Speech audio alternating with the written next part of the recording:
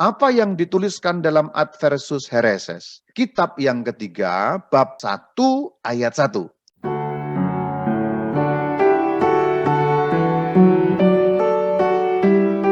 Kita telah mempelajari rencana keselamatan kita bukan dari siapa-siapa, selain dari mereka yang meneruskan Injil kepada kita. Yang dengan kehendak Allah disampaikan kepada kita dalam Alkitab untuk menjadi landasan dan penopang iman kita.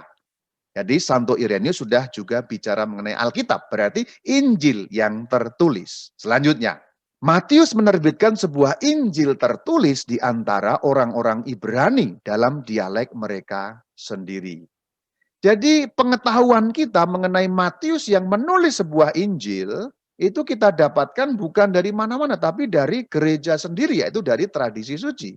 Santo Irenaeus memberikan kesaksian, Matius nulis loh, Injil dalam bahasa Ibrani, dialek mereka sendiri berarti Aram. Sementara itu Petrus dan Paulus berkhotbah di Roma dan mendirikan fondasi gereja. Jelas sekali di dalam Adversus Hereses, Hagios Irenaeus atau Santo Irenaeus sudah menuliskan Petrus dan Paulus berkhotbah di Roma dan mendirikan fondasi gereja. Selanjutnya ya, setelah Petrus dan Paulus, Markus yaitu murid dan penafsir Petrus meneruskan kepada kita dalam bentuk tertulis apa yang dikhotbahkan Petrus.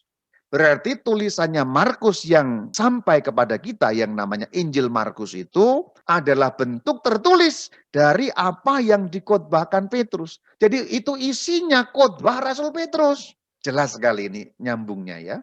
Demikian pula Lukas, rekan Paulus, membukukan Injil yang dikhotbahkan Paulus. Sementara Injil Lukas itu kitab yang isinya khotbah-khotbah Paulus. Ini menurut keterangan Santo Irenaeus. Sesudah itu Yohanes, murid Tuhan, yang juga bersandar pada dadanya. Nah ini keterangan.